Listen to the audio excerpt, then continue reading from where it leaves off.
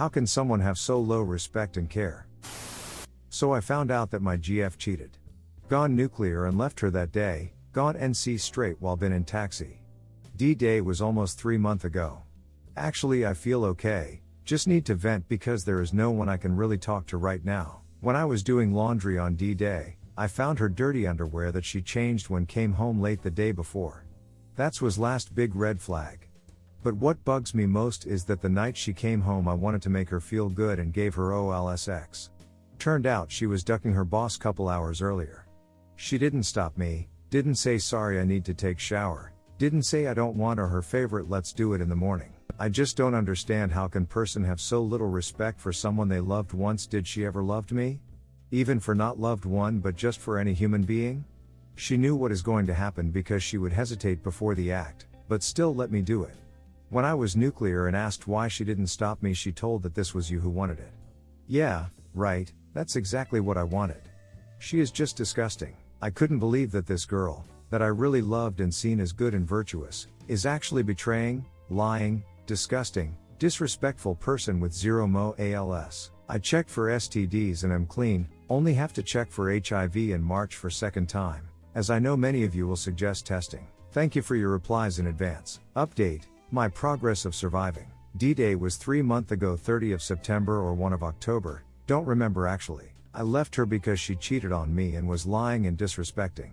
Went nuclear, then just took my stuff and left apartment. Went straight no contact while was in taxi. Made a mistake of not blocking her, just deleting everywhere.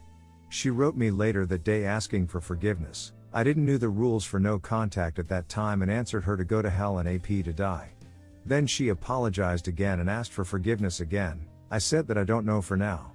There was no more contact from her. Her apologies never felt real. It felt like she was upset with herself being a bad guy. I really trusted her. I knew that she was hanging out with the AP and I knew that AP was into her, but I saw her as a strong character. Turned out she is not, and I am not going to enforce morality on anyone. They have to do it themselves. Earlier that year I catched myself emotionally involved with another girl. She was kinda throwing herself at me, she was new and interesting. But I realized what was happening and that this is wrong and distanced myself. The girl dropped off by herself. I thought that my GF would do the same. I wanted to tell her some things in first couple days after D-Day, but decided that I will write it all on paper and wait, because you can always send it later. Felt relieved, found a lot of things about myself, and after day or two the urge to contact her disappeared. Writing my thoughts helped me tremendously. When thoughts just in your head they kinda spin there and can't find their end. As you write them down you find their end and they stop bothering you. Also writing helps you find things about yourself. If you have some internal question you may just write it down and then answer it on paper and you will find an answer. Want to mention, that right when I left, I deleted everything related to her and our memory together, thrown away stuff that she gave me as gifts. Even had to delete all her cats, I really love them photos. I miss the cats. Did it because it is only way to heal detachment. I peeked at her photo on social media 2 weeks in and it hurt how hard as betrayal itself. Also peeked at her photo on Christmas. It was not so bad but still hurt. Don't do pain shopping. I still think about her every day. This is mix of sadness, disgust of her, anger, guilt, grief, regret. Breathing and focusing on me and what I want helps me to deal with emotions. Also I found out that if I'm not sleeping enough then I'm going to be grumpy that day, feel bad and weak, so get some sleep. Procrastination is playing with your mind too, it wears you off, it is better to do something or just meditate. Some days are bad, some are good. Learned to be not too hard on myself. I started keto diet on D-Day and lost around 30 pounds in first month due to stress too probably. The diet is a bit expensive and dull but it adds routine in life. You have to cook and eat regularly which is good for you. Started jogging. I didn't know that I could run 5 miles without stop. You have to threat jogging and other physical activities as mental activity. Actually your body is very durable and it is the mind that quits. Asked for promotion and raise at my job, got both. Then asked for relocation in other country, got that too. I will leave in 2 weeks. Very hopeful for that new life that I'm going to have. Started caring for myself more, bought new clothes, got beard cut, resolved some health problems. It is hard to love yourself but it is a skill and you can learn that. This subreddit helped me a lot because I couldn't really talk to anyone. I read it daily. My mother told me to get over the breakup when I wanted to talk to her after 2 months of D-Day. She don't really care, I guess. And I realized that only you yourself can really listen to you and care, so you have to give that to yourself. I was not perfect partner by no means, but I really wanted to be better for her and was struggling with that. Now I think that anything wouldn't be a no for her, so I'd be miserable all my life with her and always felt that I was not good enough for her. Actually, there was a lot of red flags that I dismissed and didn't trust my gut. Gut is telling the truth, listen to it. Duke struck me on this subreddit. We project ourselves on our partner, that means you expect them to be faithful and caring, and bettering themselves for you and etc. because you do that. That works in opposite direction. She though that I cheated too because she cheated. She couldn't trust me because she knew that she is not trustworthy. She wouldn't expect and appreciate any care from me because she didn't care for me. Heart of the fire, stronger the iron. Betrayal was more painful than death of my father. You go through that and become stronger, just keep moving, life is movement. My father told that. I've been in very dark place some years ago. I was on the edge of point of no return and that changed me. Now nothing can bring me down. Betrayal is painful, but it is experience, and best thing that you can do is to learn from it. Thanks to everyone who writes their stories and supports other. Story 2, so lost anything helps. I am 31, wife is 28. Been with her for 10 years, married for 3. We have a house and pets. No kids. We've been actively trying to get pregnant for about 6 months, until about a month ago when she told me that she wants to do couples counseling and if we had time I needed to wear protection. She said she felt like we were roommates and didn't want to get pregnant since we weren't in a good spot. I asked her what I could do to fix our relationship and she vaguely said she didn't know. I was really upset because we've been trying for a while.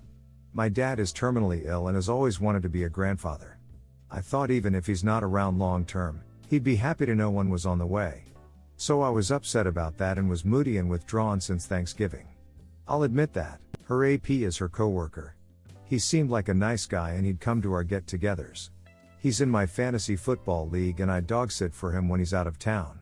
Speaking of out of town and me dog sitting, 3 weeks ago they had a weekend work trip and they got drunk and had time. Over my birthday weekend. Found out 3 days ago. She acted weird all December, but she assigned it to the previous issue of feeling like roommates. I've never had a reason not to trust her. I am broken. Our immediate family knows. I love her so much and am so lost and devastated. We talked today and she said she can move out and stay with family. She wants to work on us. She said it was a one-time thing. She blames herself for getting too close to him. She says she knows she made a huge mistake.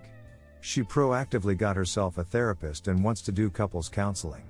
She says she will quit her job and cut all ties. She promises she will do whatever it takes. I don't know what to do. I am so broken over this. How will I ever trust her again? Story 3, wife cheated to get out of DUI and car impound. As the title says, she ended up having an affair with this guy for 3 years. I called the police department and even talked to the chief. But they said they needed a name, and I don't know how I'm supposed to have that. I wasn't there when she got pulled over and wasn't involved with the affair. All they did was call her, which of course she denied, then had a detective talk to the male officers. Did they think that he raise his hands and confess? She lost her job because she called in too much to see him. So I know she been riding around with him, especially the week of October 24 through 28. So body cam footage and patrol car footage exist. It's a small department, 33 officers, and you can exclude the female officers from that. She may have even been in the building and they couldn't check that? If anyone has any advice on who I could contact over the chief or anything, I would greatly appreciate it. Thank you for taking the time to read this. Update: wife cheated to get out of DUI and car impound. I must be getting close to something because on the 16th she went and said I violated the protective order. They put an arrest warrant out for me with no explanation. I have to go down and see a judge before I can find anything out. As for getting close, I contacted her ex-boss to try and find out why she was terminated and asked if anyone from the police department has come by to see her. The next day she went to the police department. I have to take the divorce paperwork down there and file it anyway. But I can't believe they can just arrest you without even violating anything, just going by her word. Update: wife cheated to get out of DUI and car impound. A small update of the situation. Since I've had people asking for an update, I recently found out my STBXW was having her check direct deposited in another account, his or his wife or girlfriend's account, and was paying bills with the account and rent checks to the landlord. I haven't attempted to contact any of them due to the fact that the protective order basically shields me from attempting to find any of this information out because I'm not supposed to contact anyone attached to her. Which seems pretty convenient to protect him from me finding a name to give the chief and the major a name to investigate. But the funny thing is she doesn't have access to any of the money. In the warrant she stated she is trying to get divorced from me, but it's been 2 months and no attempt has been made by her to file. I had the paperwork done for a no-fault non-contested divorce. But will not be filing that. I will be filing for a fully contested divorce. So I will have a name soon. As for the arrest warrant, I have to go before a judge and bail out. Going to lay it all out for her and explain I was looking into our finances and was trying to find a name for the major and chief so they can continue their investigation.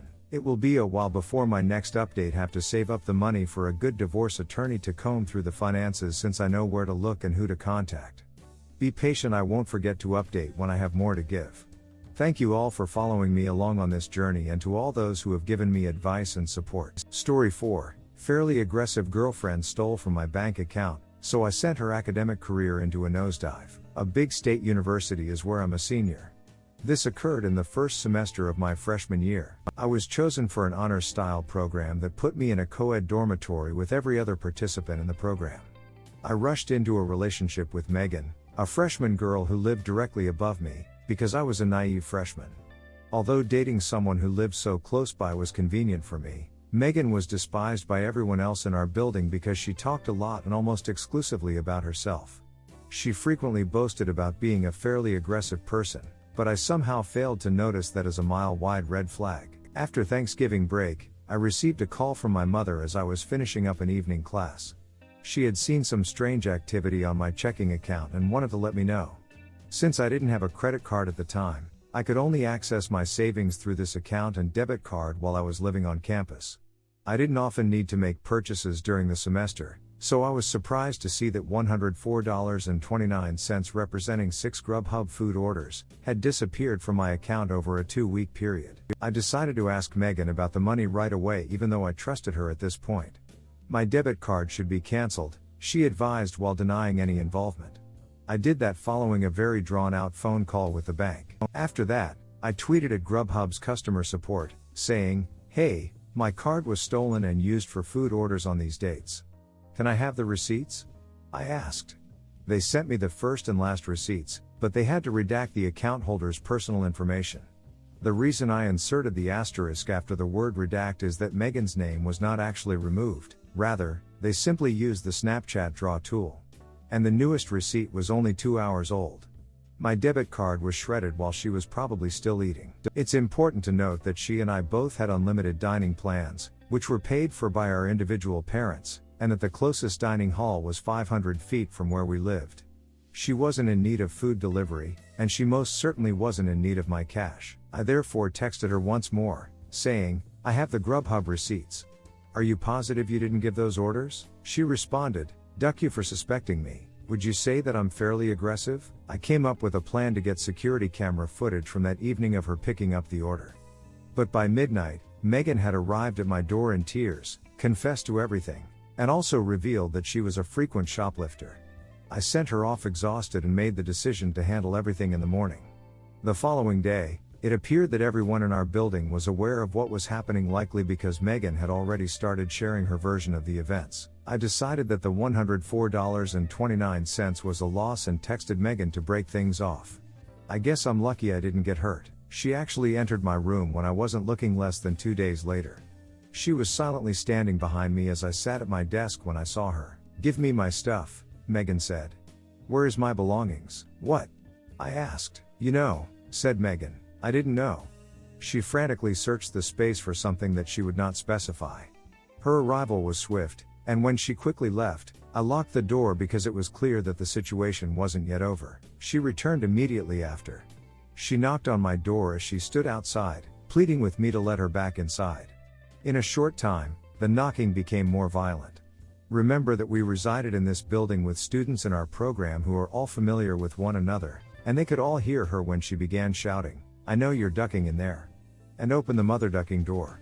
Megan rattled the door handle to my room pretty quickly. She then started charging at it shoulder first, trying to dismantle it. My RA lived next door to me, But based on the absence of any intervention, he was somewhere else. I quickly pulled out my phone and texted him to send back up. My large wooden door was buckling and bending as I watched. Even a little crackling was audible. 3 of my RA's co-workers were sent to defuse the situation because he was on duty in another building. They took Megan downstairs, where she admitted that the stuff she wanted was just the t-shirt and keychain that she gave me for my birthday. Whatever, I gave her those. All I wanted was for this to end. However, after I told the resident life staff about my experience, they submitted university paperwork to impose a no-contact order on Megan and me. Additionally, they advised me to get in touch with the campus police, who in turn advised me to file a small claims lawsuit to recover the money I had been defrauded of. I couldn't even get there without a car or the money to pay for an Uber. Apologies, Judge Judy. I also got in touch with my school's Title IX office at the campus police's request and sent them the account of what you've just read. Even though I didn't want any trouble, they seemed at least somewhat interested.